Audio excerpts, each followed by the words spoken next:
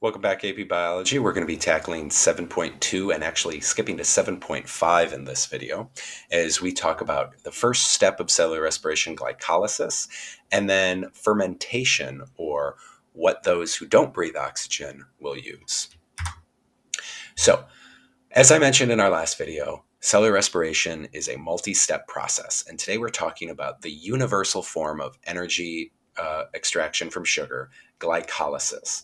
This takes place in the cytoplasm or cytosol of all cells on the planet.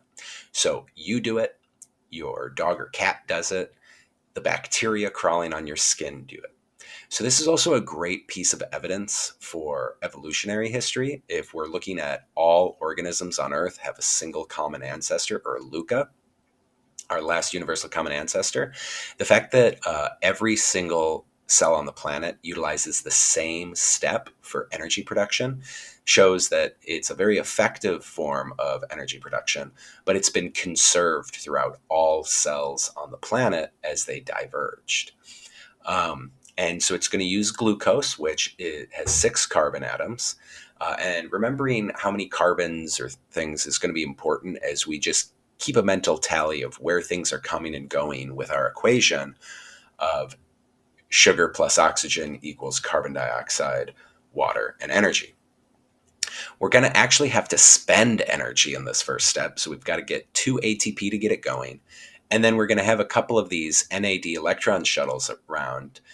And in the end, we're going to have 2 pyruvate molecules, which each have 3 carbons. So we're conserving all our carbons.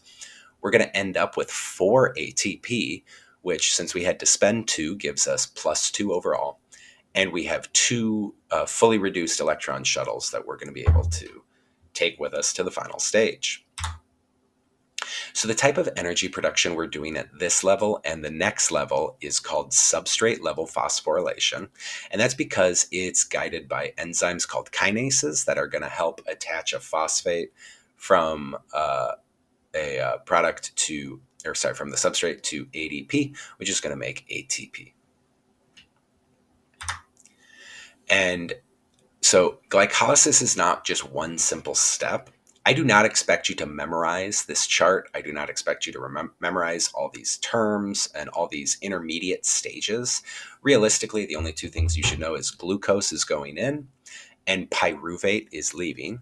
But I show you this diagram to show you that it's a very complex set of reactions. And you can kind of see where things are going. We're spending 2 ATP here to attach these phosphate groups before the 6 carbon structure is broken down into 2 3 carbon structures. Some loose phosphate groups are going to be added as we reduce NAD+. So we're going to have 2 2-phosphate 3 carbon molecules. And then as those go through some reactions with our kinase enzymes, that is going to do that substrate level phosphorylation to add a phosphate to ATP, add a phosphate to ATP. And since we have 2 of these molecules, we're going to go through this twice. So we've made 1, 2, again, 3, 4 molecules of ATP, and we've made 1 NADH, and then we go through again and make a second NADH, and we'll end up with 2 of these pyruvate molecules.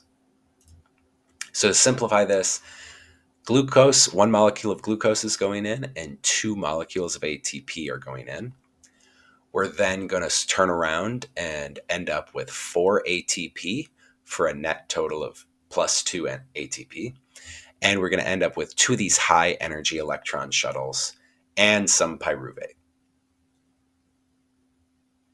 So if you breathe oxygen in your cells and have mitochondria, because you're a eukaryote, you are going to be moving towards aerobic respiration. But we're going to jump to 7.5 real quick, because what happens for those that don't have mitochondria, like bacteria, or don't breathe oxygen? There's a lot of bacteria that are anaerobes. Well, they're going to need to do something to return those electron shuttles. Since they're not going to be using those in a later step, they need to convert those back to NAD to act as an electron acceptor. But they can't just discharge them. Those electrons have to go somewhere. So we need another redox reaction that's going to get us back. We have to recycle. Cells are not wasteful. They're going to recycle anything they can. So fermentation is going to break our product of pyruvate down into some carbon dioxide and some sort of other product as we recycle NADH back to NAD so we can keep generating energy through glycolysis.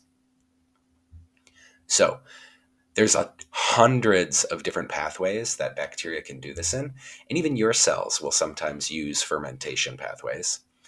But there are two really famous ones that we're going to talk about. So the first one is alcohol fermentation. So that pyruvate molecule is going to get broken down into acetaldehyde as you release a carbon dioxide, and as you recycle or oxidize these NADHs back to NAD+, you're going to end up with ethanol. Or alcohol fermentation. And I'm sure that you good AP biology students have no familiarity with the products of a alcohol fermentation pathway. But maybe you might have a lactic acid fermentation pathway if you've ever had some yogurt or some cheese or some kombucha. So in this, we have glucose getting broken down into pyruvate, and that's going to get recycled into lactate as we recycle or oxidize NADH back to NAD+, so it can be used again in glycolysis.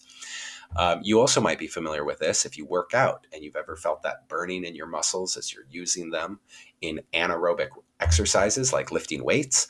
That's the same process. Your cells are switching to fermentation and only using glycolysis because you're in an anaerobic workout phase, not enough oxygen. So you're building up this lactic acid. Cool facts. All right. Join us again for next time for our final video on cellular respiration.